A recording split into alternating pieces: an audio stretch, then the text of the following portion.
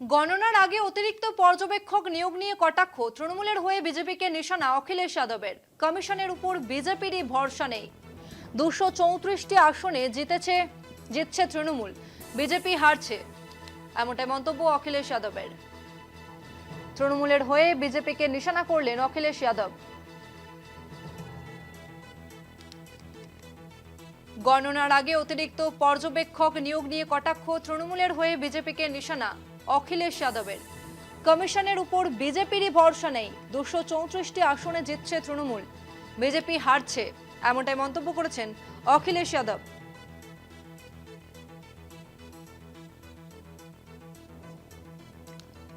আরো একবার জানাবো, গণনার আগে অতিরিক্ত পর্যবেক্ষক নিয়োগ নিয়ে কটাক্ষ, তৃণমূলের হয়ে বিজেপিকে নিশানা অখিলেশ যাদবের।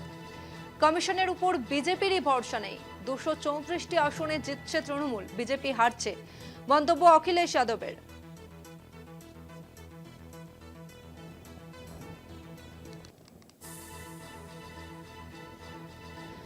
কথা বলবো, ফোন লাইনে রয়েছেন ডেপুটি এডিটর মৌপিয়া নন্দী। মৌপিয়াদি, অখিলেশ যাদব ঠিক কি মন্তব্য করলেন?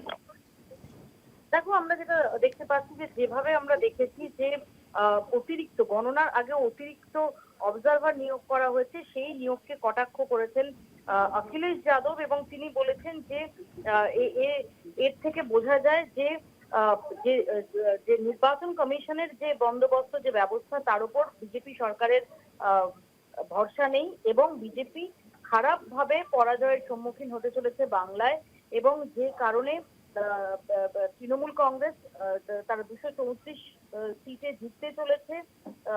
এমন যে যে কিছু কিছু অফিসার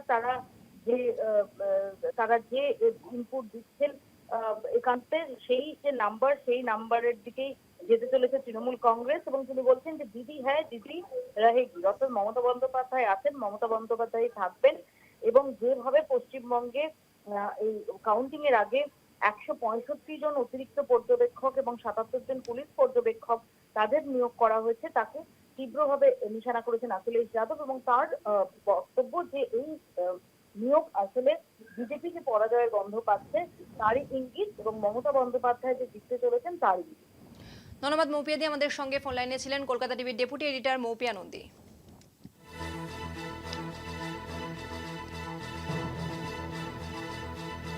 গণনার আগে অতিরিক্ত পর্যবেক্ষক নিয়োগ নিয়ে কটাক্ষ, তৃণমূলের হয়ে বিজেপিকে নিশানা অখিলেশ যাদবের।